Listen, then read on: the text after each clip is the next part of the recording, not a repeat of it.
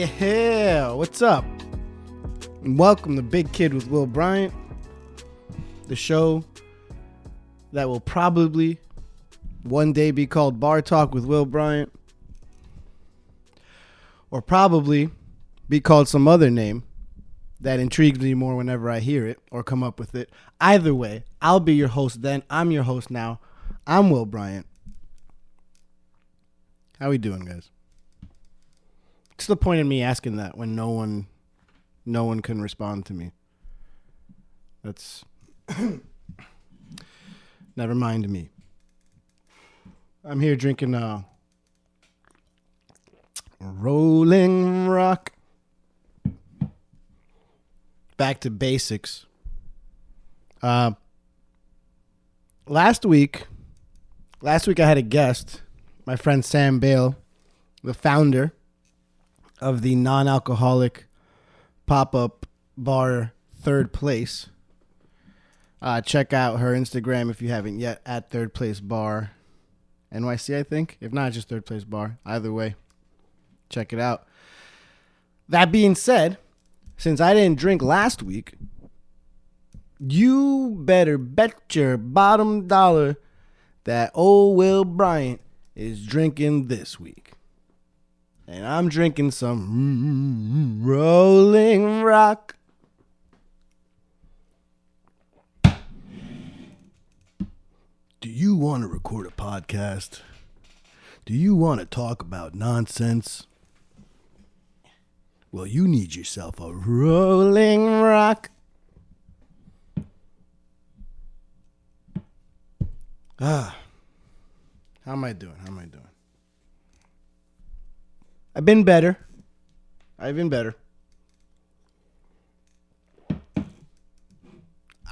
a little conundrum at work. And, I've said in the past that sometimes recording this can be therapeutic. Sometimes. Other times, just riles me up inside. But it can be therapeutic, and I'm going to try to use this podcast in that therapeutic way. At least for this week. At least to start off. Because I said I've been better. Got a little bit of a conundrum. See, this podcast being a little therapeutic is nice. It's good. And there's something, although I want this podcast to become popular and to grow, there's something nice about it not being popular yet. And that's that I'm able to talk about people around me without them knowing about it, even though it's on there for you guys to listen to on Apple Podcasts, Spotify, on YouTube. Follow me on all platforms while you're at it. At I'm Will Bryant on Instagram, on YouTube, on TikTok, on Twitch. Follow and subscribe to this podcast on Apple Podcasts or Spotify or wherever you listen to your podcasts at home. Now, as I was saying, if my podcast was actually successful or at least popular, I wouldn't be able to talk about, some of the guests at my bar, like a Vineyard Vines guy, like Bedhead Lover Boy. But I'm able to because they have no idea this show exists. I know, I was just finishing off a little PBR there. That doesn't count. It's Rolling Rock today. So the good thing about that is that even though I try not to name my place of employment, I can get something off my chest here, And I don't have to worry about word getting back to my boss or something that they've got a disgruntled employee here. But you know what? Chances are, if you employ Will Bryant at your bar, you're employing at least one disgruntled employee. I'm always very disgruntled. In life, in general, in work. In my spare time, I'm disgruntled. It's just my way of life. For all you gruntled people, I'm happy for you. I envy you. I experience gruntalism every now and then in life, but not often. You gruntled people out there, congratulations. Continue gruntling. Gruntle and gruntle. I disgruntle. Believe it or not, I don't always voice it. Perhaps that's why I have this podcast, because at work I just live a life of silent disgruntlism, or at least behind the authorities' back. I'll bitch and moan and complain to customers, no problem. At least my regulars and my friends. And apparently now to my podcast audience. See, we have to go back a little bit here. Probably a little bit over a month now.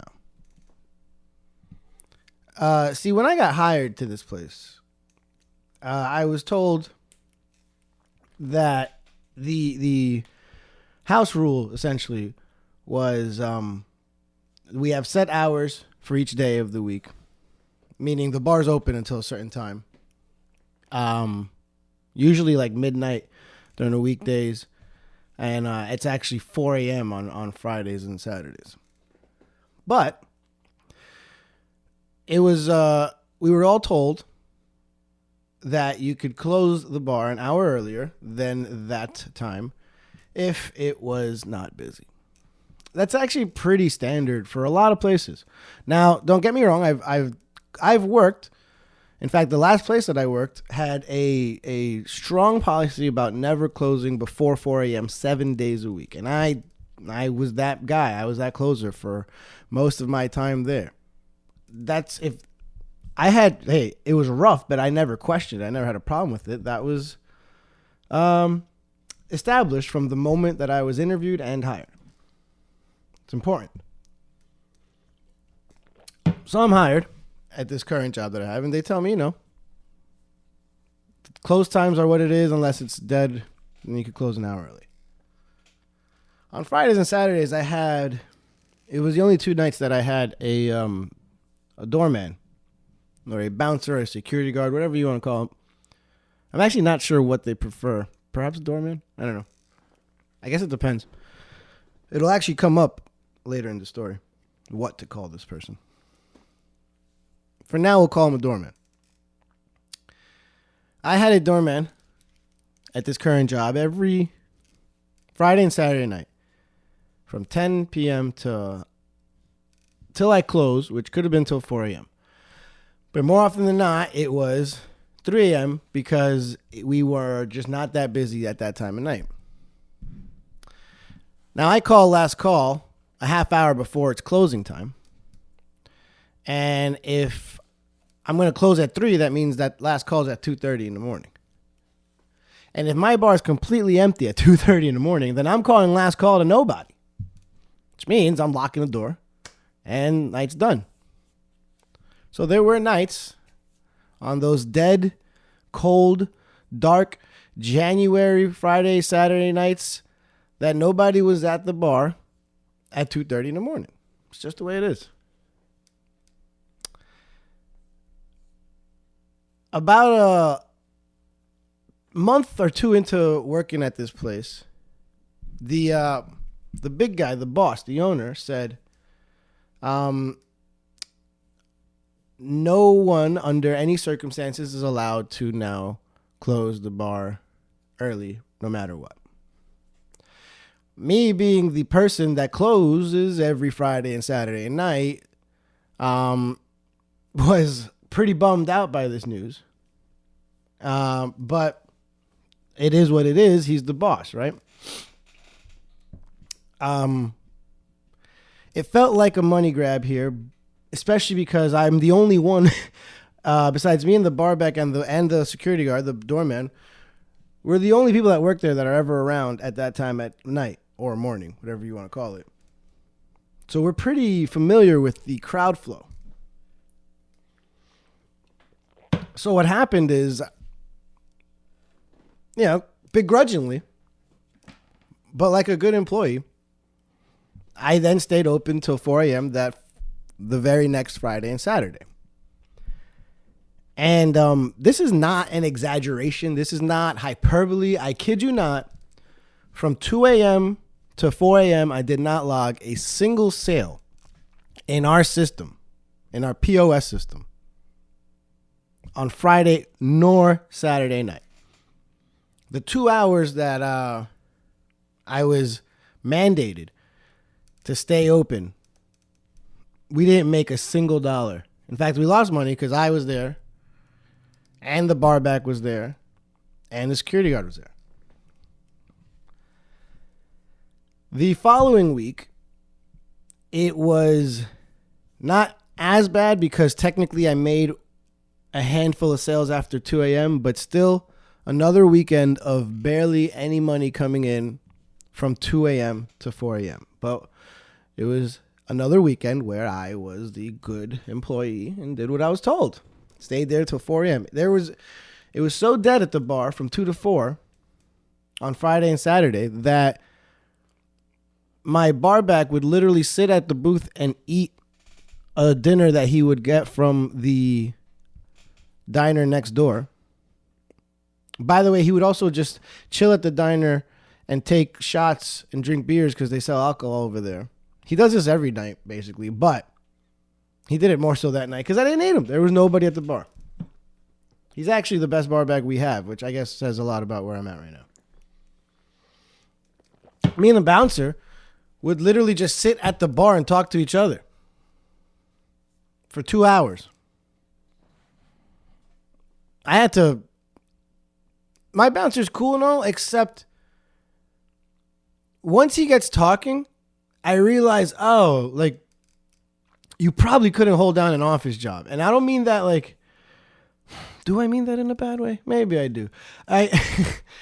What I mean is, whenever he's talking about something, he makes sense, but only if you pay really close attention, because you can lose him like that. And you ever watch Game of Thrones and then you get up to go grab some chips and you come back and you only missed 30 seconds, but you are completely lost and you have to rewind now to figure out what the hell you missed. And then in those 30 seconds, you realize that those 3 lines of dialogue that Littlefinger had with Sansa is actually wildly important, and you should have rewound it. I wish I could do that with my bouncer, not because he's this genius that I can't follow. I just don't get his stories. He switches his theme on a dime. He'll start talking to me about man, that's why you can't be doing things like that. You drink like that and you do dumb things. So far I'm with them. Then it's shit, that's what happened back in 96 and people just going crazy all night, all day. And then that's what it was, that's what it is. And then you know what you gotta do. You gotta be listen, I don't know anymore. And then you change my life. I'm lost now. What happened in 1996? No, I'm sorry. And it's always like this, but if you pay close enough attention, if you follow, there's a good story in there. Cause I swear there was one night where he was that's why I do this. You know what I mean? Okay, I understand. You do this. You bounce at bars. You are security. You are a doorman. Or, again, more on that later. And then one night I lost him and he started talking about, and when you up high there on those steel beams, that's when life gets real. And I was like, steel beams? What do you mean? What do you mean you're high up? And he's like, well, that's what I did before this. I was working up there. And I was like, did you do construction? Yeah. And he never said that. He just started talking about how he walks around in the steel beams up there. What are you talking? No no groundwork is ever laid for her stories. You just gotta be ready. And I asked him, I was like, oh, so you worked construction? You did like you worked up, like he literally was up on those steel beams, just walking around having lunch up there. I thought that only happened in photographs taken of construction workers in the 1920s. You know, when they all sit on that beam that's hanging above the city and they're having lunch. What is up with that picture, anyways? Too, they're just chilling like that's normal. That's torture. Let them sit on something not suspended above New York City for lunch. No. Anyways, he was basically that. He did that, and I would have missed it if I just didn't pay attention for 10 seconds. That's what we would do on these nights. 2 weeks in a row, 4 shifts, 4 weekend shifts in a row. Friday, Saturday, Friday, Saturday. From 2 to 4, barely any money. No sales. Kind of a waste of time. The next week, my manager comes up to me and tells me, hey, you know how we haven't been having much business from 2 to 4? And I have this like egotistical smile, like, I am aware. And I'm ready for her to tell me, well, you know, now you can close early if you want to. That's not what went down. You know what she told me? She said, since business is down from 2 to 4, then we're just going to schedule the doorman, the security guard, the bouncer. We're going to schedule him from 9 to 2 instead of 10 to 4. And I said till 2. And am I staying till 2? She's like, no, you're staying till 4. And she said, if we'll see how it goes. And if, you know, we need to reassess, we'll take it from there. And you can tell me how you feel. And I said, I can tell you how I feel about it right now. If you're telling me that I have to stay here till 4 a.m. every Friday and Saturday, and then 2 weeks later, you're telling me that, by the way, now, since you make no money those last 2 hours, not only do you still have to stay, but now we're taking away the one person that's there to make you feel safe. The one person there for your own safety. We're taking him away. You have to stay till 4, but we're taking him away. I told her, yeah, I'm not comfortable with that. I can tell you that right now without having to work a single shift like that I'm not a fan of that. So, yeah, I'll do it this weekend, but, you know, hopefully we can, I guess, fix this, you know, revisit this. And she was actually really cool about it. She said, yeah, I understand. It makes sense. We'll see how it goes, but, you know, I'll definitely relay that to the boss. And right on cue, that first Friday night was the first Friday night of the year that it was somewhat, I'll say, active. I won't even use the word busy because it wasn't busy, but it was active from 2 to 4 a.m. And the same thing that Saturday. So I figured, hey, there you go. Not only did I express my concern with not having a bouncer from after 2 a.m., we also made some money. So I should just get my bouncer back. All's well that ends well. Especially because the next Friday was Cinco de Mayo. Surely they would give me a bouncer until close on Cinco de Mayo, right?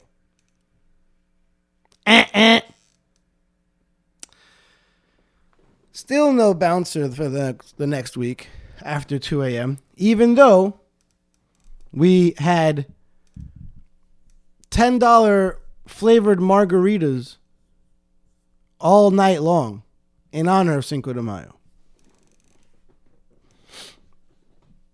We ran out of them. That's how much we sold it. So a special on flavored margaritas all night long to get people drunk. My manager warns me, be careful, tonight's the type of night where we'll have a lot of late drunk people. And I said, yeah, I know. That's why it would have been really nice to have a bouncer at that time. She kind of just smiled and shrugged, powerless as she may be, because I guess it was a decision from up above. I tell you, every weekend from then on out, business has been from decent to pretty good between 2 and 4 a.m. on Fridays and Saturday nights for about a month now. And for a month, my bouncer, doorman, security guard, leaves right at 2 a.m. and it's just me and my bar back for the last 2 hours of the night.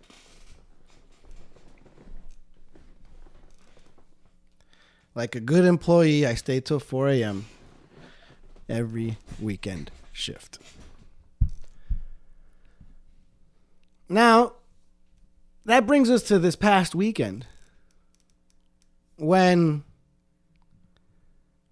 right at 2 a.m. when my bouncer, doorman, security guard, said goodbye and left, shit started to get weird. What I'm about to describe is something that any bartender out there, or even server or barback, or anyone that's worked in the hospitality, in the bar industry, in the restaurant industry, but specifically bars, will recognize, and it might give them a little bit of PTSD, a little bit of anxiety. Because trust me, I was feeling the anxiety on this night. Off in one corner, I see a group of young kids using their freshly, legal IDs. They're barely 21. Some of them are proud that they're just turned 22, so they've been drinking forever. They're getting into that typical young, obnoxious, like young boy city drinking thing that happens, I think, to every single young dude growing up, going to bars at some point with his friends. They start playfully kind of roughhousing or chest bumping each other, it was almost like a pissing contest, and it first starts playful and then it turns into like playfully, seriously saying, all right, let's just go outside for a little while. Let's just go outside. And then they don't even bother going outside. They just start grabbing each other a little too hard. And I'm just watching this and I'm like, this is the type of thing that gets out of control. And so I'm trying to calm them down because, I've seen them in the bar before, but, either way, I want to try to extinguish that fire before it starts. That's not that big a deal to me. Young dudes getting into annoying little, pissing contest, that's fine. But that was one thing. That's happening off in one corner. And then in another corner, there's this dude that is, he walked in with 3 other people, and those 3 other people left. And I eventually realized why they left. It's because this guy honestly seemed a little unhinged. I remember he came up to pay the bill. Apparently he was left with the tab for the 4 of them. They only had 1 drink each on this tab, so he was paying for 4 drinks. The tab was probably like $40, something like that, $45, $50. And as he signs it, drunkenly and pretty, like, definitely forward, but like pretty rude also, he's like essentially telling me that he should get a free drink. He's like, I'm paying for this. This means I get one on the house, right? What? In what world there's just the act of paying your bill warrant that you get a drink for free? I guess he meant since he's treating them or was left to pay the bill by them, since he got fucked over by them, that I owe him something. And rarely would I do that, especially when talked to like that. And I, pretty calmly just said, no, not really, not gonna happen. And then he's like, all right, well then give me, what's your cheapest brown liquor? And at this point, I really don't even want to give him a drink anymore. You know what I want to do? I want to cut him off and I want to kick him out. But you know what? I can't really do that because I don't have a bouncer. Not after 2 a.m. So I saw it. See, I would have asked my bouncer. See, because I went over to the young kids myself. And I was like, guys, let's calm down. They did for a little bit. If my bouncer was there, I'm pretty sure that they would have been a lot more well behaved. Because I could have just easily said, "Hey, listen, I'm talking to you kids, but I don't want to have to tell my bouncer to come over and get you guys to calm down." I didn't have that option. And now with this guy rudely asking for free drinks and asking for more after or at a time where I really don't want to serve anymore or him anymore. It's 2 instances within like a half hour. Within a couple of minutes, truthfully, that I wish I had my bouncer, that I would have utilized him. And I had these 2 regulars at the bar. There's 3 regulars, but 2 of them were drinking together. And I think they noticed that he was being a bit abrasive with me. And they actually ended up kind of inviting him to have a conversation with the 2 of them to try to placate the situation, to try to smooth things over and help me out, truthfully. That was a nice move on their part. And I was kind of, grateful about this, and I forgot one key part that happens right before this guy pays his tab. And what happens is I remember I said that there was 3 regulars at the bar. There was the 2 regulars that were drinking together and ended up inviting this rude man to talk with them. This 3rd regular is a female who was sitting alone at the bar towards the end. It's actually one of the people that lover bag boy or bedhead has hit on in the past. So what happened before this guy tried to pay his tab is he walks over to her. And once I saw him walk over to her, I kind of just walked over just to be nearby. And he's like upset because at this point, the 3 people he came with left. They left him already. And he starts going off about how tonight's, gone wrong. Tonight ain't been right. But he's going to rectify the situation for sure. I remember him saying something like he's going to rectify the situation. He's saying this while he's staring directly at this female regular of the bar. It was scary. I was nervous and I felt anxiety watching this go down. So I can't really imagine how she was feeling at that moment. All I could do was make sure to just be kind of like nearby. And I was across the bar, but just right in front of them while this is going down. And I'm trying to kind of just de-escalate the situation by saying like, all right, man, that's cool. Sorry your night was going that way, and he's like, yeah, I'm going to come back and I'm going to make things right for sure. And he's looking at her like a freaking predator, man. There's no other way I could really describe it. It was not cool. At that point, he had yet to pay his tab. But you better believe if I had a bouncer, I would have told him at that very moment, keep an eye on this guy. I'm going to get him to pay his tab, and then he's got to go. Then that's when I got him to pay his tab, and that's when that whole this means I get a drink for free thing goes down. And then my other two regulars invite him to talk with them, to have a conversation with them to try to help me out.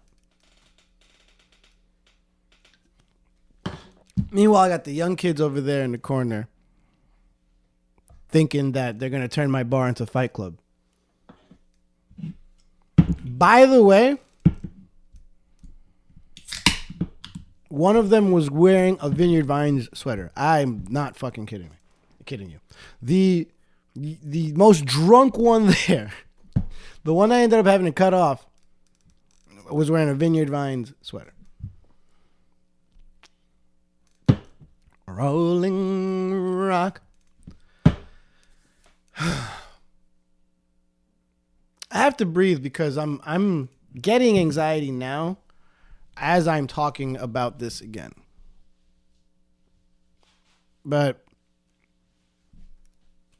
I just got to get through it, I guess. This dude would have had him kicked out if I had a bouncer. And one of the regulars ends up buying him a drink to try to further assuage the situation. So I obliged, even though I kind of wished I could just get him to leave, but I didn't see a way that I was going to be able to do that at that time with no help. I didn't want to put those customers, those regulars of mine, in a situation where they had to like help me throw somebody out. I didn't want to put them at all in some type of situation that might end up even the slightest bit physical, even if it was like showing someone out the door. It's not on them. And I feel like they'd had enough drinks in them at that time of the night to help me do that. And, you know, rarely have I kicked people out like all on my own, but I have. This didn't seem like one of those times where I was going to be able to do it. I was nervous. And he's now loudly talking to these two guys, these two regulars of mine, loudly and quite disrespectfully, about how he's about to go back to the female regular at the end of the bar to hit on her. And he's talking about it in like this almost future conquest, loudly. Like, yeah, watch what I do. And it was making me a little nervous. So if she was hearing that, I could only imagine once again how I was making her feel. One of the regulars that he was yelling this intention of conquest to actually is friends with the woman he's talking about. So he's kind of like already trying to play defense. Like, no, listen, I don't think that's a good idea. You know, you should just stay here and talk with us. You know, again, trying to ease the situation as non-confrontationally as possible. But this guy was not having it and suddenly said, nah, you know, get out of my way, and sets his targets on that female at the end of the bar and starts making his way towards her. And he just looked so, I don't know, scary. He looked so definitely drunk, but honestly, like a little, just not all there, dude. Like, I don't know how else to describe it. Just a little unhinged. It was, I've bartended now for years, and I've seen drunk people, and drunk people don't make me that nervous anymore. So it was something else about him that was making me nervous. And what it was is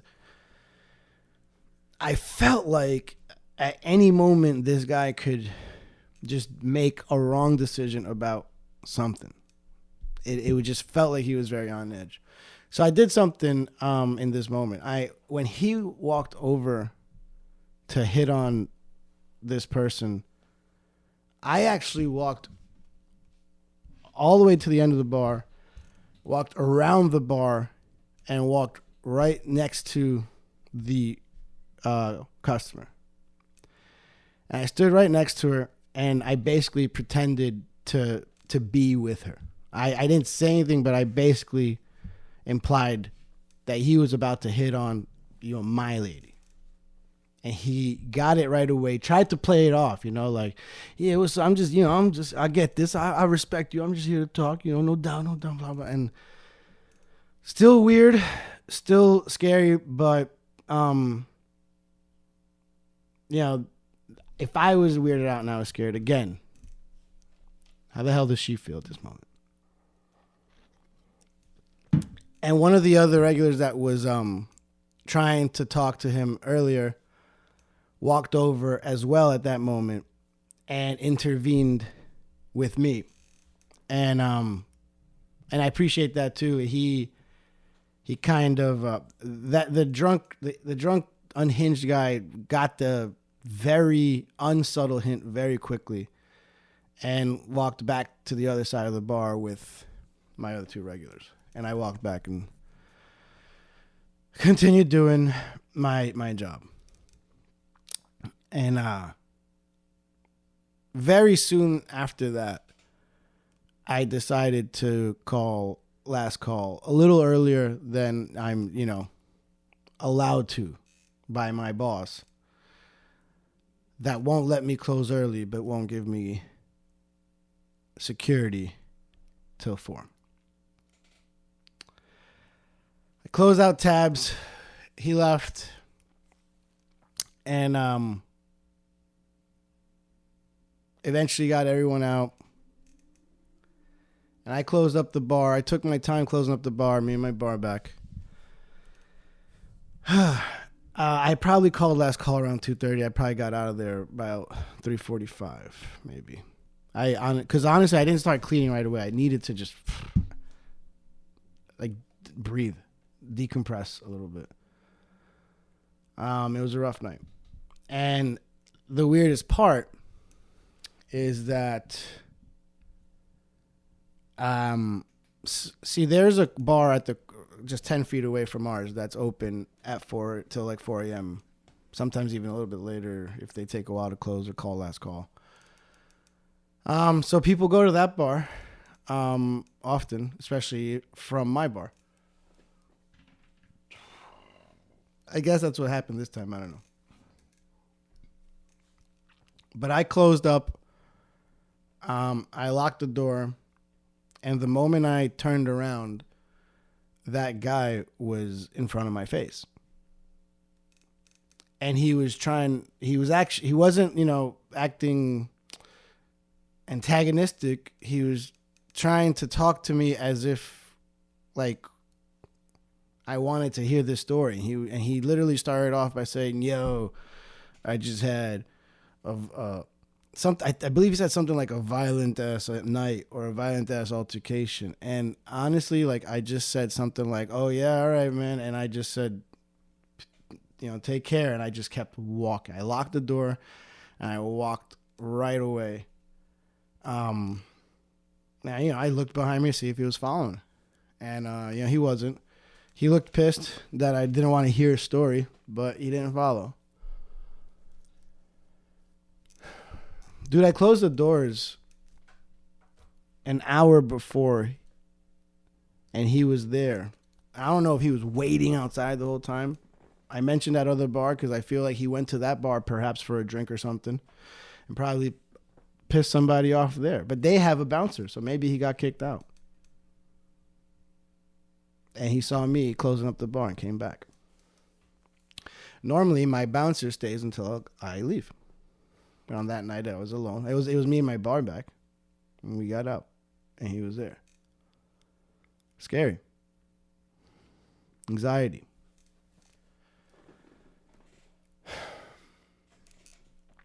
I shouldn't have to feel that way at work. Nobody should.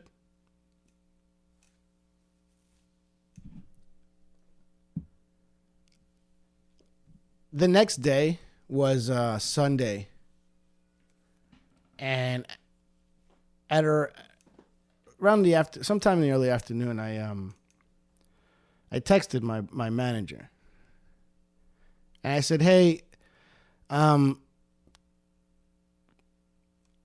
think since business is getting better, I think it's maybe about time that we revisit bringing back a bouncer till 4 a.m. again.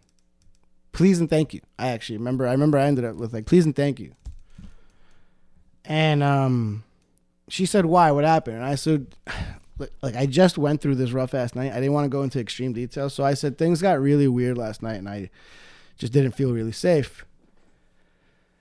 Would definitely feel better having my bouncer back till 4 a.m. At which point she said two things. One, she said, "I have to clarify that he's not a bouncer. He's an ID checker."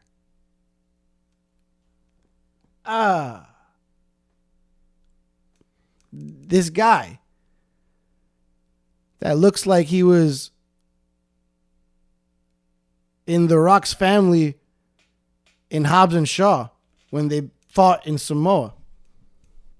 6'5" guy with muscles and a beard, wears glasses even though it's dark outside. Not a bouncer, not a doorman, not security. He's an ID checker. That's what I was told. I'm not sure what that means. Does that mean that he can't kick anybody out? That he is not supposed to have my back, not supposed to secure the location at all? I mean, I check IDs. My servers check IDs. Why do we need Roman Reigns' uncle to check IDs at my bar if he's not going to be able to kick anybody out when I have to? Is that what you're telling me? I don't know. Either way, I barely need anybody ever kicked out before 2 a.m. because as my own manager acknowledges, it's after 2 a.m. that you get the drunken crazy people. So that's why I kept saying before, my bouncer, my doorman, my security guard, or whatever you want to call it, because we'll get to that later. This is the later. She said, "I have to tell you, first of all, he's not your doorman. He's not your bouncer. He's not your security guard. He is an ID checker." It was almost as if she worked for my bar's legal team and needed to set precedents in our written conversation before she said anything else. ID checker.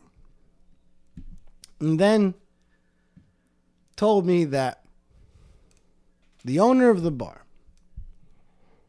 the boss, who by the way owns at least 2 other bars in the city, said that the policy is to deal with situations as they come, and next time, just call the police.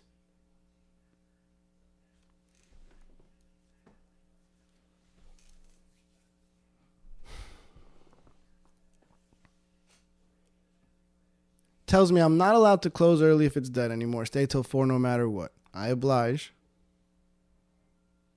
And even though it was dead for 2 weeks, I stayed till 4 regardless. His answer is to take away my security guard for the last 2 hours for a month, even though I expressed immediately I was uncomfortable with that. My opinion was ignored. For a month, something very scary happened, and I'm told that the policy is to deal with the situations as they come, and next time, call the police.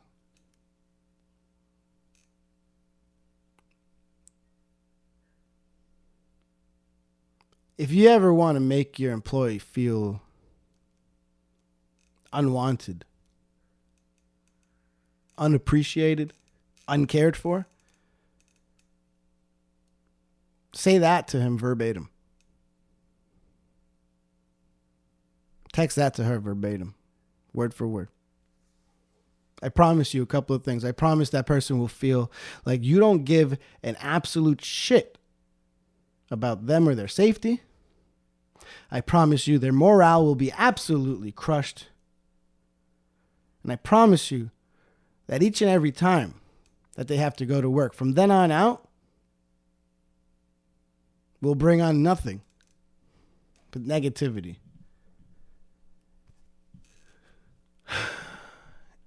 In their heart, in their mind, and in just their vibe in general, man.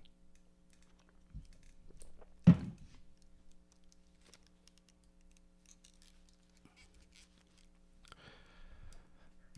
have a job interview somewhere else tomorrow.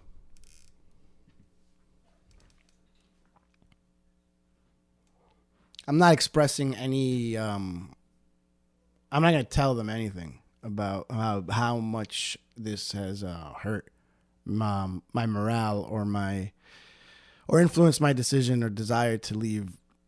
I think the smart thing is just to, act like that everything's fine. As Lil Wayne once said, real G's move in silence like lasagna. And that's what I'll do. I'm going to just smile when I'm at work, pretend that everything's fine.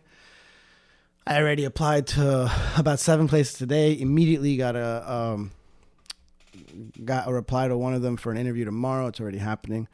I know that I have a solid resume. I know I'm a solid bartender, so I'm not very worried. I just had to get off my ass and start applying again. That's what I did. And thank you to my place of current employment for motivating me to leave, because I deserve better. Bartenders deserve better than what's going on in that place. And maybe once I'm gone, I'll start naming names and stuff. But for now, I still work there and I still need a paycheck. So.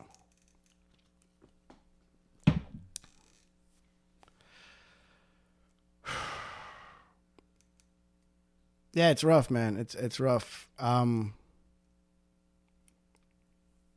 It got me thinking about the importance of having security at bars. And look, I understand that not all bars need security, or a bouncer or a doorman or an ID checker or whatever you want to call it. And maybe someone out there that has more experience in that line or side of the hospitality industry can clue me in on what the excuse me as I burp over here,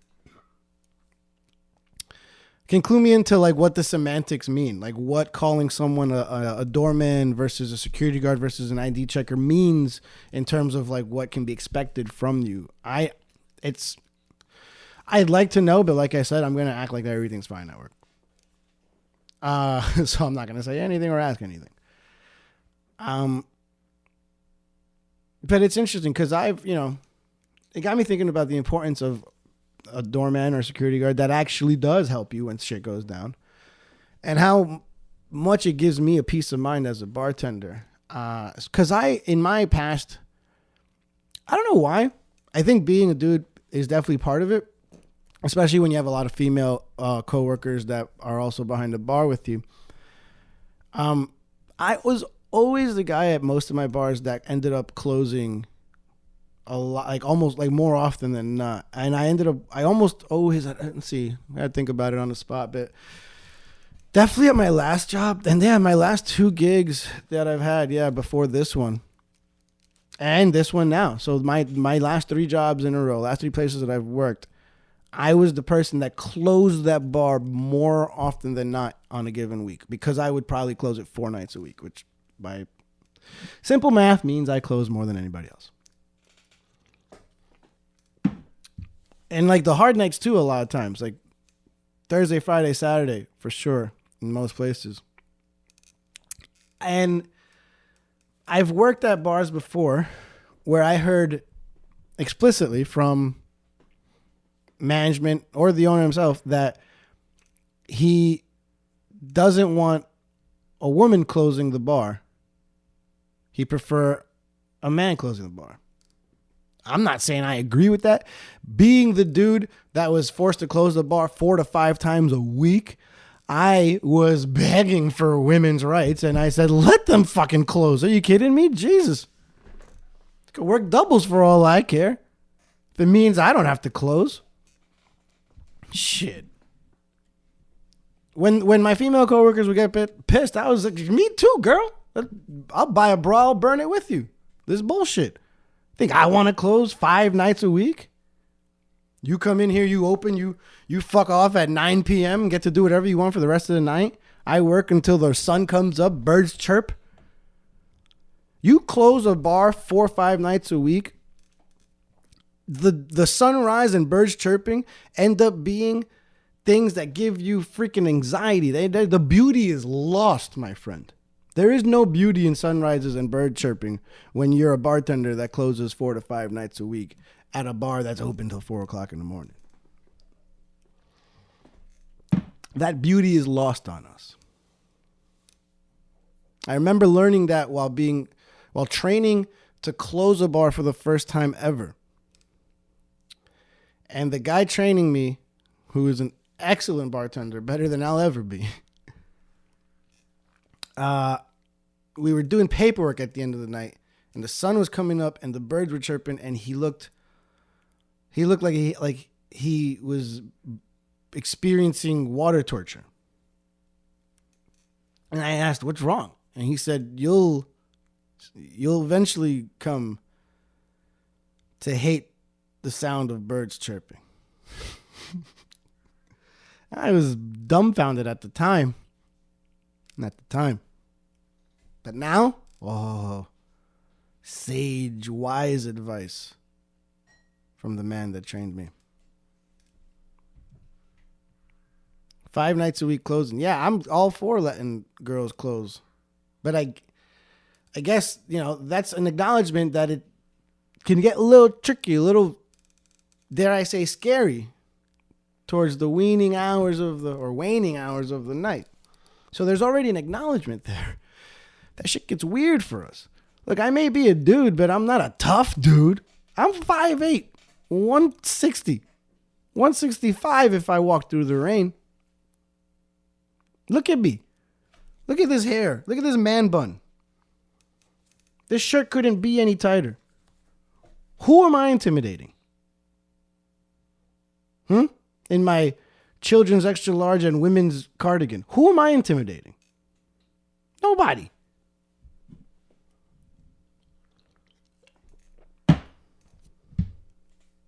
My current boss is the same way. Doesn't really like letting girls close, especially on a Friday, Saturday. So guess who's been doing it all year long?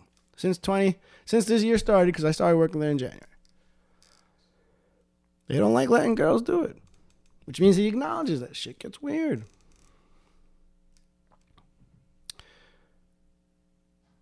Got me thinking about times that I, needed my bouncer. Whenever I think of needing my bouncer, if there's only one story I tell, then let it be this one.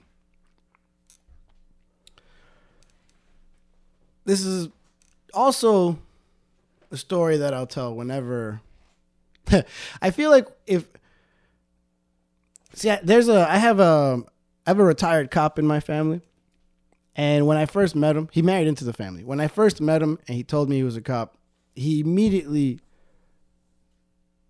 said, yes, I fired my gun. No, I've never been shot. No, I've never shot anybody. And I was like confused. I was like, what? He's like, those are the 3 things that everyone always asks a cop when they first meet him. And I thought it was funny because he was probably right. That's probably where I was going. And I think that there's something similar about with bartenders. So if you meet a bartender and you're not really used to talking to a bartender, you're going to ask a couple of things, maybe what's your favorite drink? What do you hate making? And inevitably at some point in the night, one of the questions is, what's the craziest thing you've ever seen happen at your bar? So how about I talk about what's the craziest thing I ever saw happen at my bar? And it wasn't even that it was so crazy that it happened. I feel like, you think, what's the craziest thing that happened? You're going to talk about dwarves and little people coming in and doing lines of coke and having an orgy while, a dominatrix comes in and whips on them all. Yeah, that would be crazy. And fights happen at bars all the time, so I guess not that crazy. But I guess it's kind of what happened, what happened, what kind of fight it was, and what happened after the fight that makes this the craziest story for me. And of course, it revolves around a bar fight. I worked at my last bar, awesome bar, in Astoria called the Diddy. It was open till 4 a.m. every night.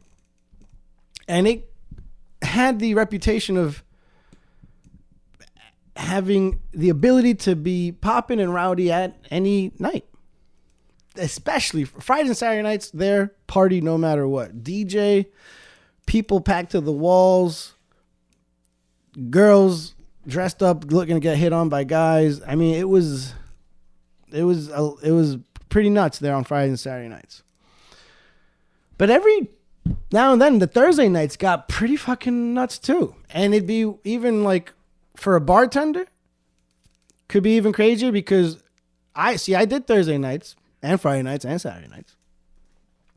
And Thursday nights was by myself. Friday and Saturday night, I had it was me and another bartender. I had a server and I had 2 barbacks. Thursday night, it was me and a barback and that's it. It could get crazy. And on this night, it did. A lot of people, packed, standing room only, Thursday night. A lot of regulars there that day, too. And I remember this dude I never saw before. Not that tall, taller than me, which isn't saying much. I'm 5'8". He was probably maybe like 5'10", but like built, like stocky built, Like you just know, like he's solid. Foreign. I'm thinking, there's Europeans, Astoria is full of Greek people and another type of like Eastern European or European. Oh man. There's so many people right now that are listening to this that are yelling it at me.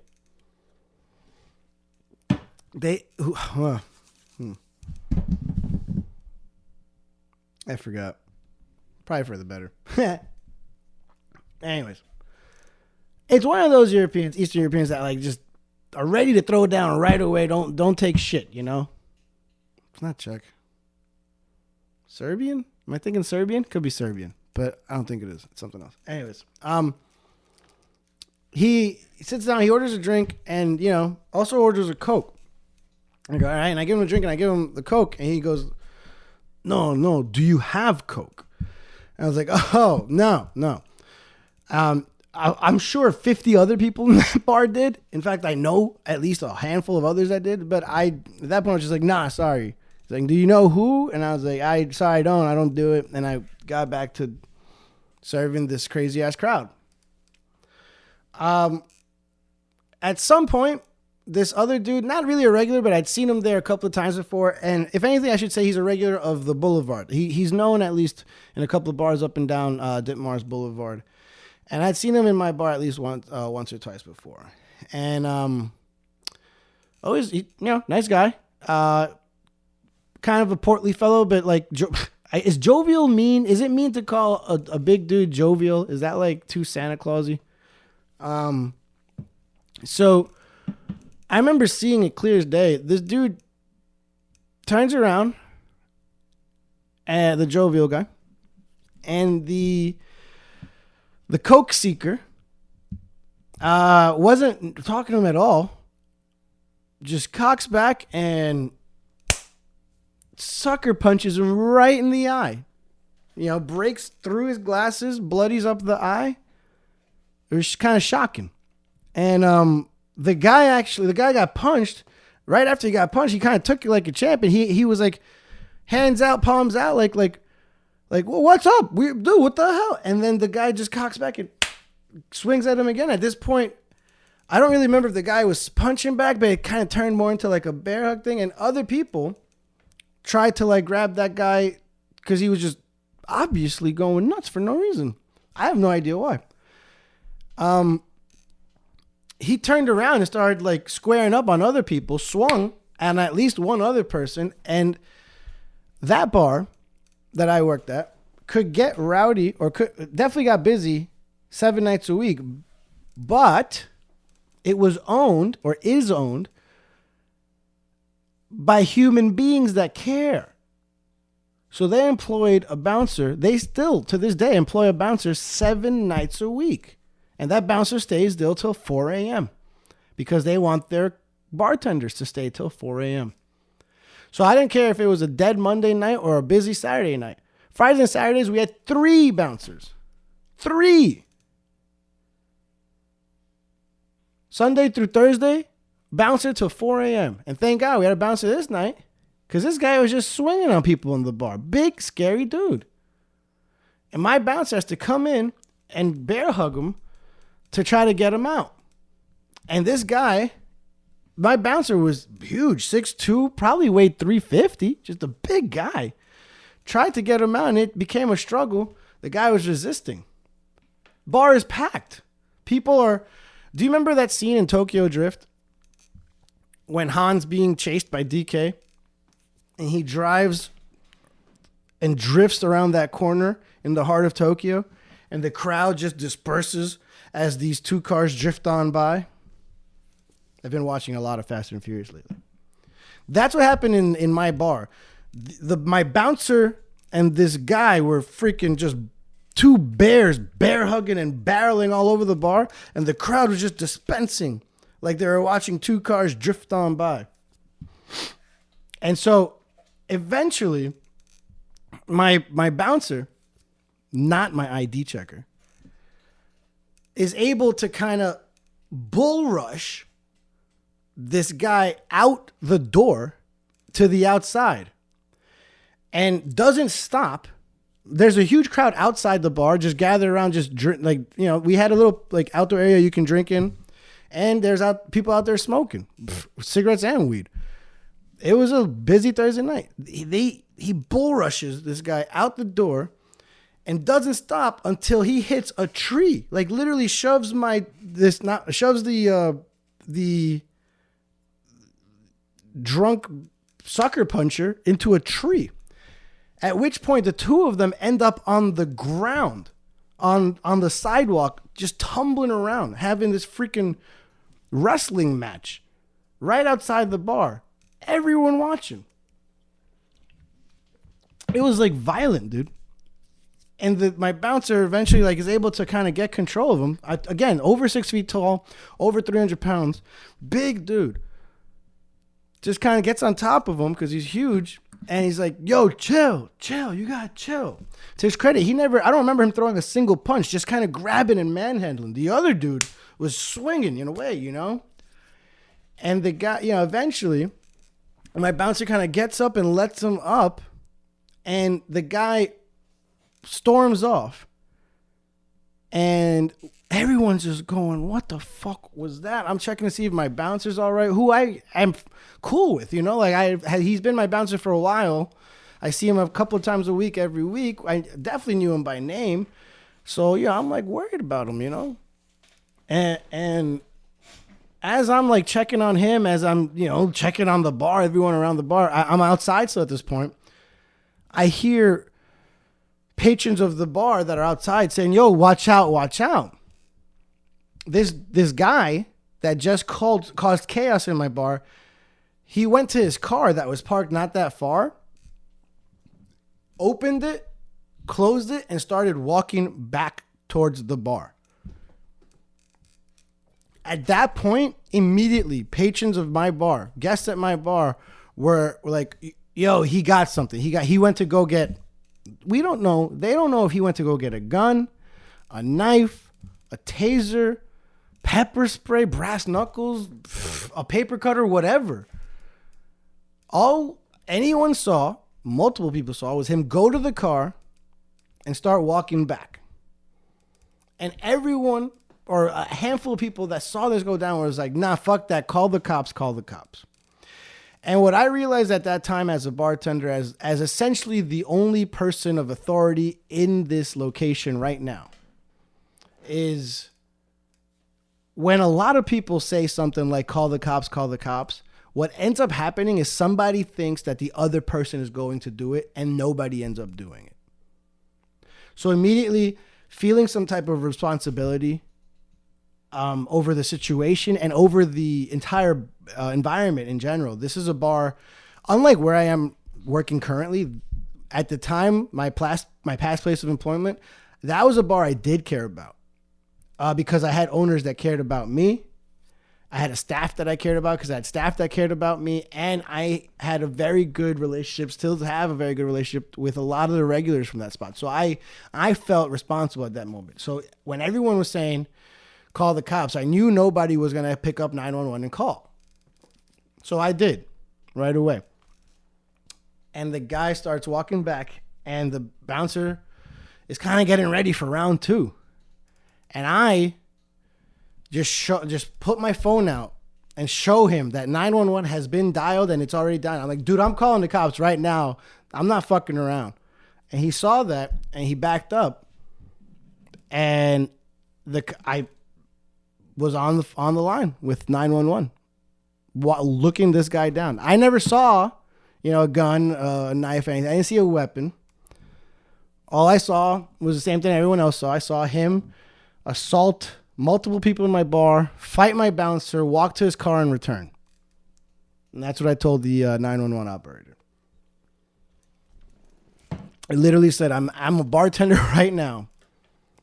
And I witnessed a guy assault people in my bar. He assaulted my security guard, and he went to his car and he returned. And people at my bar are afraid that he got some type of weapon. The cops arrived at the bar pretty quickly. Multiple cop cars, actually. Mind you, the bar is still open. All this crazy shit went down, and obviously a lot of people were like, I'm out. And I don't blame them. There was a lot of unclosed tabs that night, at that bar got so busy so often that it was pretty much a rule that you had everyone either open a tab or close right away. So even though people left without closing their tabs, I was still able to close them out. So it's not like, it's not like I had to eat a lot of money or lost a lot of money. Not that it would have mattered. All right. My bosses would not have cared about that. But I did, a lot of people left without without closing their tab. But a lot of people, the moment I got in, were like, can I just close out? I just want to be out. Yeah, sure. I had told you I had regulars there that, that witnessed the whole thing that work in the industry, that are bartenders or servers themselves, that were watching it just dumbfounded that this was going on a Thursday night. I remember them specifically legitimately just giving me hugs to make sure everything was all and I was all good because they're good people. And paying their tab and fucking off. And I can laugh about it now, but at the time, holy shit, I was going crazy. The craziest part of all that, I think, I'm sure the guy fighting my bouncer was a crazy part. The cops came and they're in the bar, talking to me, writing shit down. I don't know if it's technically taking my statement or whatever, but they're questioning me, what happened? Where did the fight go down? Blah, blah. And as I'm giving my statement to the cops, people are asking me hey, can I order a drink with you? Some girl came up to me and said, hey, they knocked my drink over during the fight. Can I get a new one? And I'm literally talking to a cop, telling him about the fight. And I literally had to say, yeah, sure, I'll give you another drink. Can I finish talking to the cops first? At one point, I kid you not, I was closing out tabs and pouring drinks while still talking to the police because a lot of people left, but a lot of people wanted to continue drinking. They were like, fuck that. It's only 2 a.m. This place is open for another 2 hours. Let's do it. And I stayed there for another 2 hours. My bouncer that just went through a freaking bear fight stayed there for another 2 hours. Cops took my statement. I gave him the dude's full name because he opened up a tab with his card. So I was able to give him give the cops the guy's full name.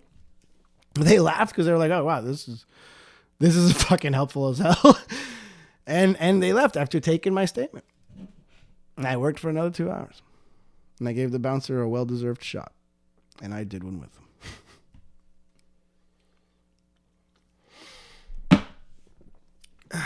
That was my craziest. That was the craziest thing that ever happened at the bar while I was working. Scary. But you know what? As crazy as that night was, I felt more anxiety and more fear last week because I was alone than I ever did at that moment. And we legitimately thought that maybe he went and got a weapon and returned. I still was more scared this past week than I was at that night. Feeling unsupported can take you to like really scary and dark places, you know? Yeah, someone's at the door.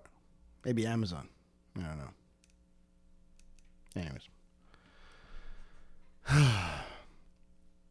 Yeah, man. You know what's funny about that story? So that was a Thursday night in Astoria at my bar. And I told you that I had some of my regulars there that were in the industry that were just stunned at what was going on. And that I saw them there again on, probably the very next night, but I definitely saw them like on a Saturday night at my bar drinking. And,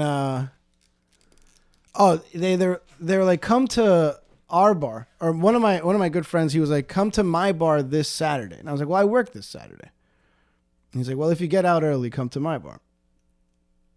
And just so happens that I wasn't closing that Saturday night, and I ended up getting out kind of early, maybe like 1 o'clock. I don't know. That's early for me. And I didn't want to stay at my bar. So I say, hey, looks like I can actually visit my friend at his bar. So I go to his bar. Also in Astoria. I took probably a 5-minute Uber ride over there. And he's bartending, and the same regulars that are also in the industry that were at my bar that Thursday night when the chaos went down were at his bar that Saturday night having a great time all night. His bar has a much classier and upscale reputation than my bar. Not crazy. It's not like, black tie affair type stuff, but it's, my bar is definitely more of a come get fucked up kind of bar. That place, you can take your mom there for brunch on a Saturday, if you know what I mean. So I come, and it's the first time that I actually visit him while he's working. And he sees me walk in, my friend. And my friend Joel, who just had a kid. Congratulations, Joel. Joel and Steph, congratulations on the new baby. Joel sees me walk in, and he has this huge smile across his face. He immediately just pours a beer, and they have one of those bells, and he's ringing the bell just because I walked in, and made me feel all nice and special. And I say hi to all my regulars that are there, regulars there as well. And I kid you not, within 2 minutes of me showing up, someone gets sucker punched right in the face at his bar. I couldn't believe it. This fight breaks out at the bar that's supposed to be the nice bar, and all hell breaks loose. And the manager, they actually have a manager that was still there at the time, says, all right, that's it. Everybody out. We're closing early.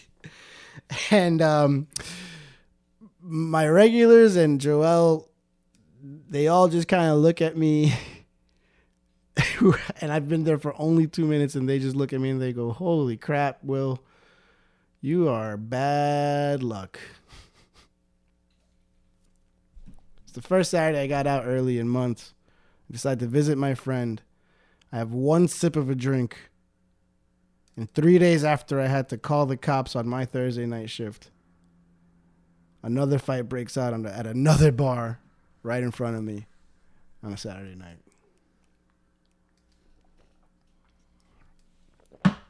What's funny about that is I remember going outside because they closed the bar. And I was talking to some of my regulars, some of my friends, and I hear this group of guys next to me just asking out loud to each other, where do we go now? You know, what spot is popping right now? What place is lit right now, yo? And somebody I know goes, oh, you should just go to the Diddy. And they're like, the Diddy? Yeah, that place is popping right now at this time? And the guy points at me and goes, ask him. He works there. And they go, yo, this place is popping right now. And I go, yep, it's fucking packed right now. And they're like, you just saying that because you want us to go give y'all business. And I was like, trust me, that is not why I'm saying this. We could care less about 4 more guys at the bar. And they ask everyone else, they're like, yo, is he for real? Is this the truth? And everyone else is like, yeah, man, the Diddy is definitely popping on a Saturday night till 4 a.m. And everyone's like, all right, then let's go back to the Diddy. And I was like, no. Just when I thought I was out, they pulled me back in. I didn't go back. I did not.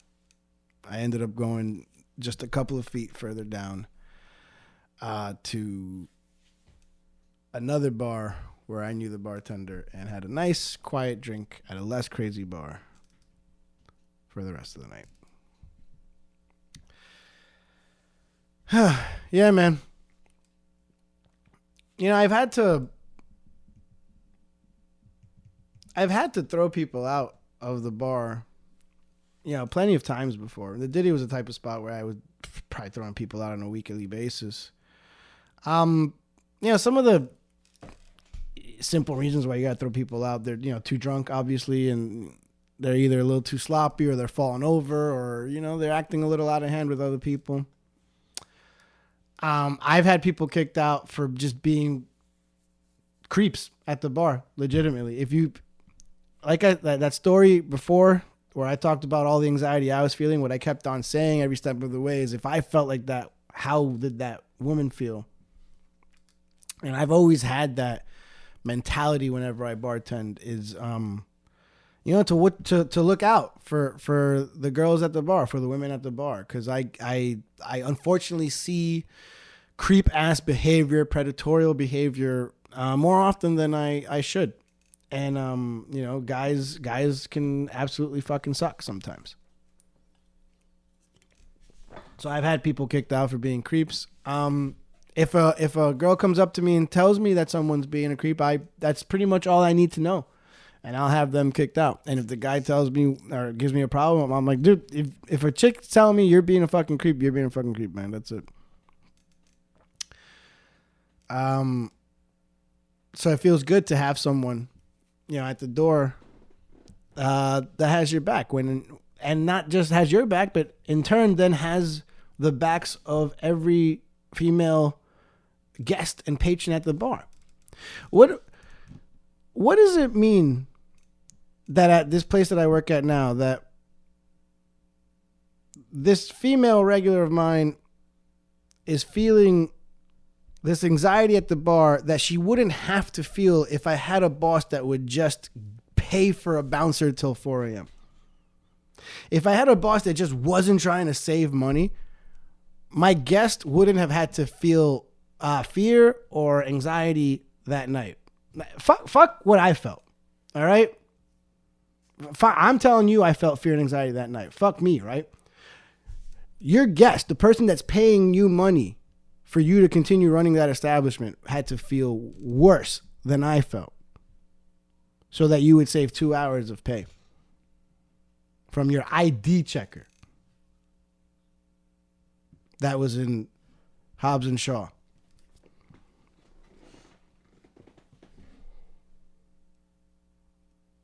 Yeah, I've had, you know, people thrown out for being creeps, being too aggressive with women if women tell me they're being creepy. I remember this one time at the Diddy, there was this older dude that liked buying women drinks, and it was weird. He would buy them a drink, but he wasn't really the type that expected to have like a full blown conversation with them afterwards. He kind of did it as like this, I don't know, like this. It was like this flex, this move. Like, yeah, I have enough money that I pay for drinks, you know, like, so just here.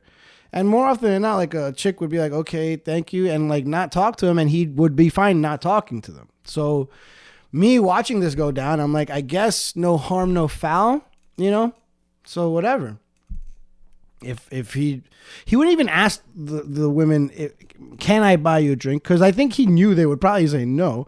He would literally just say like, her next drink's on me. Like, or like if they're all ordering at the bar, he'll order his drink and then just point to the chick next to him and see like, and I'll pay for that one too, you know? And more often than not, 99 times out of 100, the girl would be confused and be like, okay, thank you. And then just fuck off and go right back to her group of friends and drink the free drink. I remember on one night specifically, it was a busy Friday night at this spot, so it was madness as usual.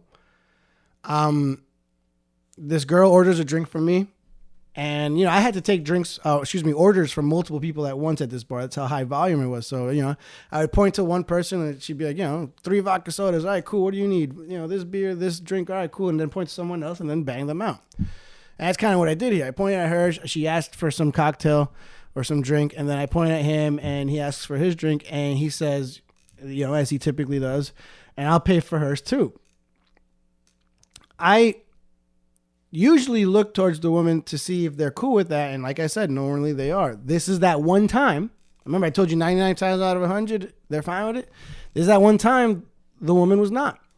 She looked at him, weirded out by this like old dude wanting to buy her a drink. And she looked at me and she said, no, thank you. Like, I'll pay for my own. I understood why she was saying that. It creeped her out that this dude was doing that. And I said, all right, cool, no problem. And so I reached and I grabbed her money so that she could pay for her drink. And this dude reaches over the bar and grabs the money that she just gave me and tries to rip it out of my hand. And I have to hold on to it. And he like pulls the money close to him and like gets in my face and says, let go of the money now. And I'm like, this isn't your money. And he says, if I say that I'm paying for a drink, I'm paying for a drink.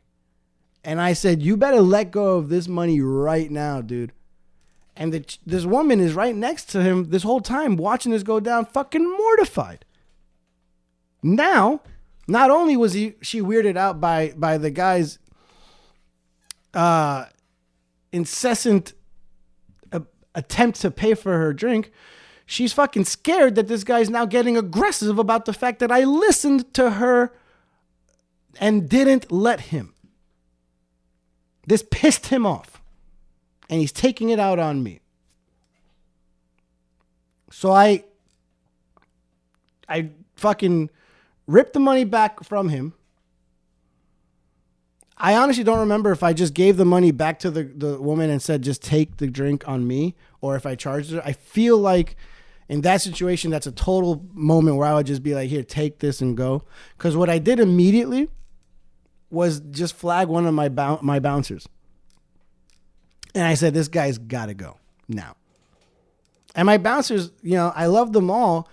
I made sure to always befriend my bouncers because I knew when I needed them, they're the ones that saved me. So I was always cool with all my bouncers. I always knew them by name. You know, I remember that like we had this mandate from our bosses that said that the bouncers, if they got something to eat, they had to pay like half price. They had to pay, but they could pay half price or something. And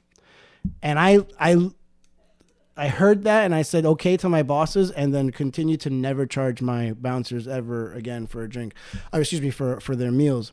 But I would pay for them. I just took it out of my tips at the end of the night because luckily I worked at a place where I made a lot of tips. So I had no problem buying meals for my bouncers on Fridays and Saturday nights because they saved my ass week in and week out. And this is an example of that. So I took care of my bouncers and they knew that. So they took care of me. And so if I had somebody that needed to go, there was no question, no conversation. It was just cool. This guy's gone. In fact, it kind of went to my head a little bit. I felt like I was like the Penguin, and I just had a bunch of like henchmen. And I say the Penguin because I'm 5'8", and all my bouncers are like 6'5".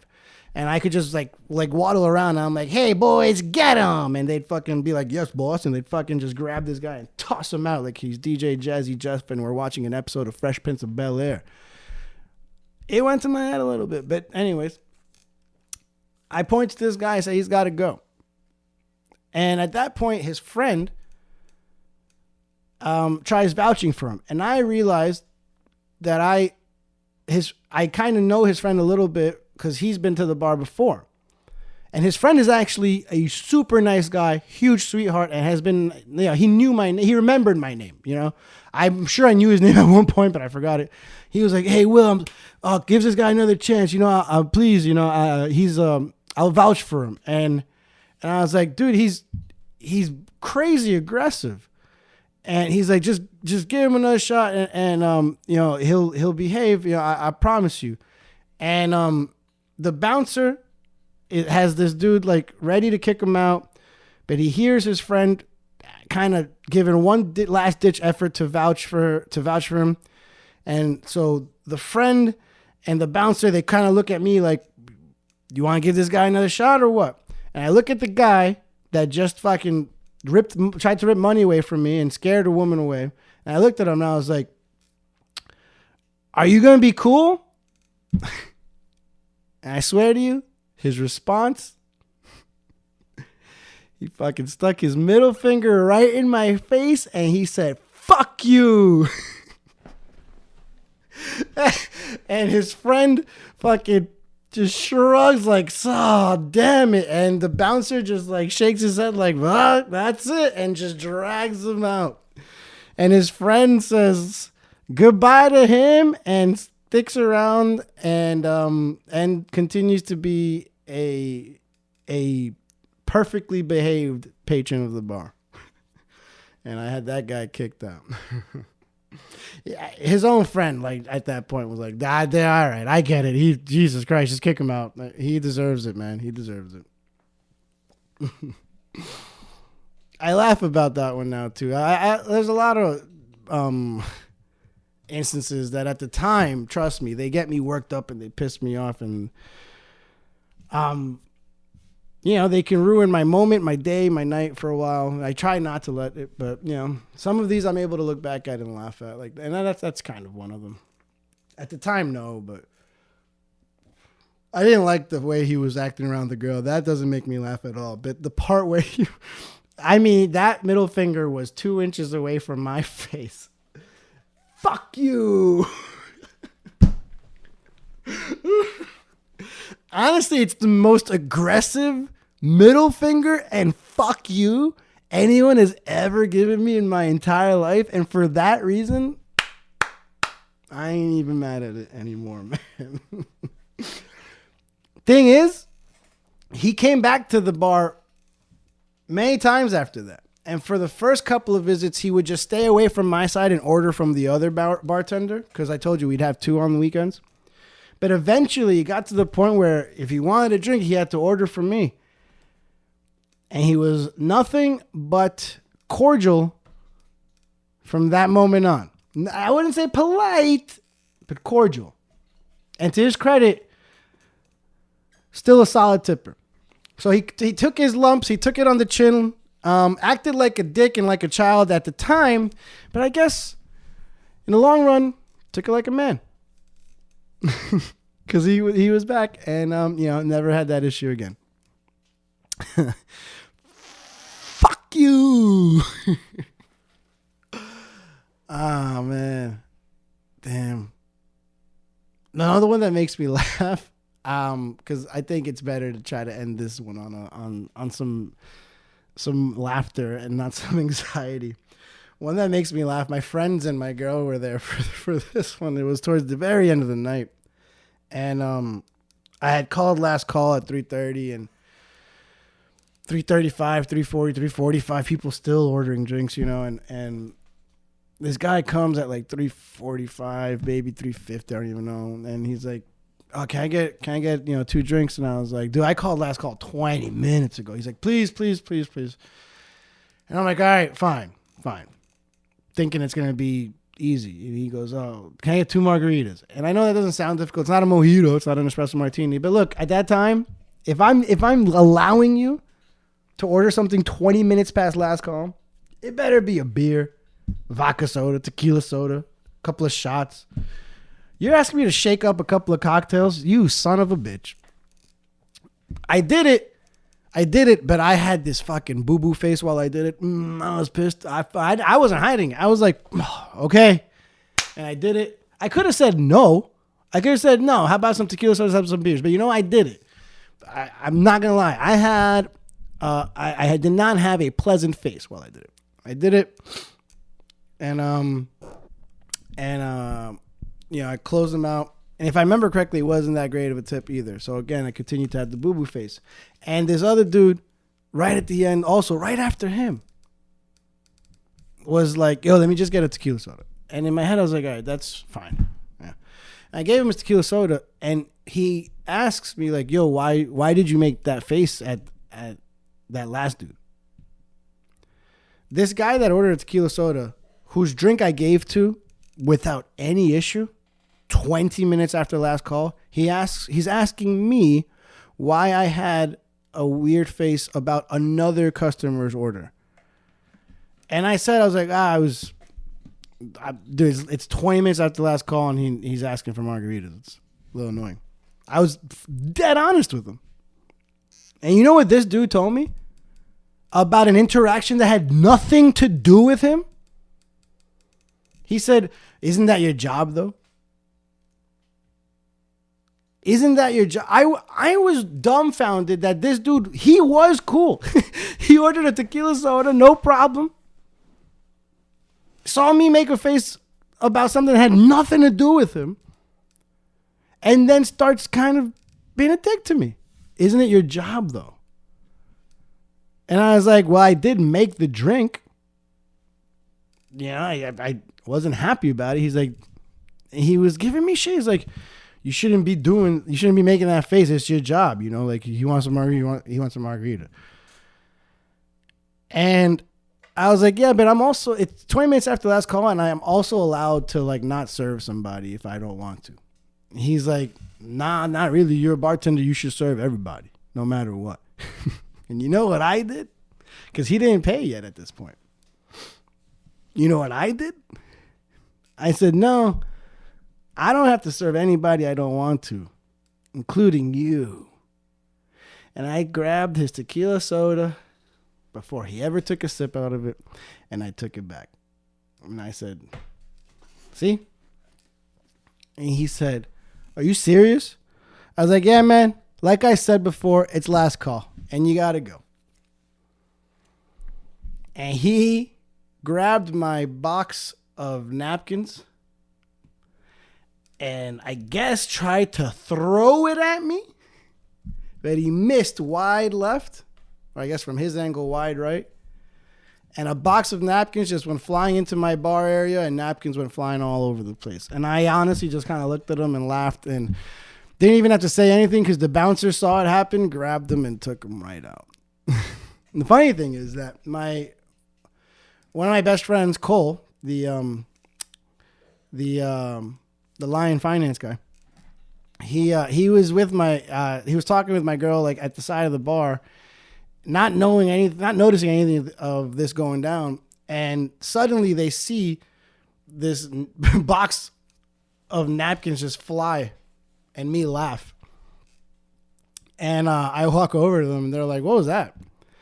And I was like, "Oh, I don't know. That guy just threw napkins at me, because I took his drink away." And both of them were like, "Oh, we thought you threw the box of napkins." What? Me? Yeah, we didn't see him throw it. We just saw a box fly around and you smiling. So we thought you threw the box of napkins. And here's the thing. Neither one of them were acting like surprised or shocked. They were both just calm. Like, we'll throw napkins at work, whatever. That's how much they think of me, that I would just walk around and throw an entire box of napkins at the end of my shift. Because it's Will. He threw napkins at me because he was mad at me that I made him face at someone else and then took away his drink. We don't have to serve everybody. There was also, the last one I'll tell is a quick one. There was also the time that somebody threatened to slap me because we had this huge, we had a light up like LED screen. I think that's what it was. No, it was just a light up screen that we put at a certain part of the bar that said, "Do not stand here."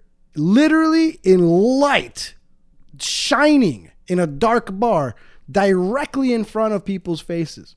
Said we had 2 velvet ropes up, blocking off a small section, and then a light that said, "Do not stand here." It was quite literally the only place in that bar that you were not allowed to stand. And without failure, every week, someone thought that they figured out some fucking secret passageway to the bar and would stand there and try to order a drink.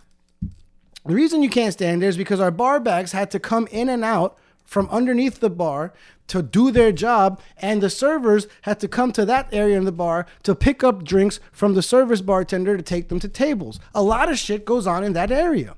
It's the service bar area. People in the industry know, but other people think that they fucking found the land of make-believe where nobody stands in line and only I know about it and I can order all the vodka sodas that I want. No, you idiot. Get the fuck out of the way. What do you think "do not stand here" means?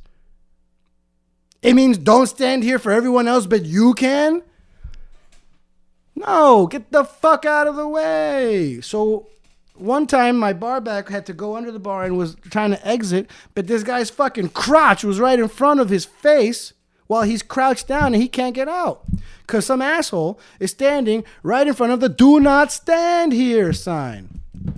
And so my bar back had to like kind of nudge past him and to get up. And it's like, God, you got to move. And this customer pushes him back. And I go, yo, what are you doing? Do not touch my bar back. And he's like, yo, he just pushed me. And I was like, you probably deserved it because you're standing in front of a sign that says "do not stand here." And he's like, my dude, I'm just trying to get a drink. And I point to the fucking 127 other people surrounding me like zombies in an episode of The Walking Dead. And I said, you and everybody else, dude. But you're the only one standing in the one spot that we ask people not to stand in. And you're mad he's pushing you? Your dick is in his face, bro. Move. You probably deserved it. And he said, oh, I deserved it? I deserve to get pushed? I should slap the shit out of you. At which point I moved one step back out of slapping rage because mama didn't raise no fool over here. I'm not about to lean in and be like, do it. No, he's probably dumb enough to do it. I took a step back because, as I said before, 5'8", 155, 160, 65 if I walk through the rain. Not a fighter. Also not a lover because I hate everything, but still, not a fighter here. So I got out of slapping range. And like the penguin, I said, fellas, get him, boys. And my fucking henchman came in and threw him out like DJ Jazzy Jeff is thrown out by Uncle Phil on Fresh Prince of Bel-Air, Fresh Prince of Bel-Air once again. And I continued working the rest of the night. Supported and feeling like someone had my back. And my bar back thanked me for getting that man's dick out of his face. Oh, man.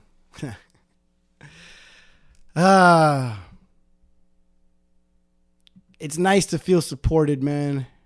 It's nice to know that someone has your back And yeah, it sucks when you know that someone doesn't have your back, doesn't care. But you know what? It's all good. It's all good because this, at least now I know for sure. Now I know beyond a shadow of a doubt that I'm somewhere that probably isn't the best for my well-being, for my mental health, for my psyche. And, I got to take that in stride. I got to deal with it like an adult. And I know this is Big Kid with Will Bryant. But part of being a big kid is realizing you can't act like a little kid anymore. So, what did I do? Like I said, I woke up today and instead of bitching about it, I started applying to other places, sent out a bunch of resumes to a bunch of places, and already have something lined up for tomorrow. So, who knows? And maybe it's not a good fit there either. Maybe I'm going to walk into that spot tomorrow and be like, nah, I definitely shouldn't work here either. Or maybe I'll get a good impression from it. Maybe it goes well. Maybe we'll talk about it next week. Regardless, tough weekend for me, but believe it or not, I'm trying to stay a little positive about it, trying to deal with it in a positive way, and hopefully I'll have better news and better stories, at least more positive stories from in the future. Until then, thank you guys for listening. Thank you for letting this be a one of those therapeutic episodes that I was talking about.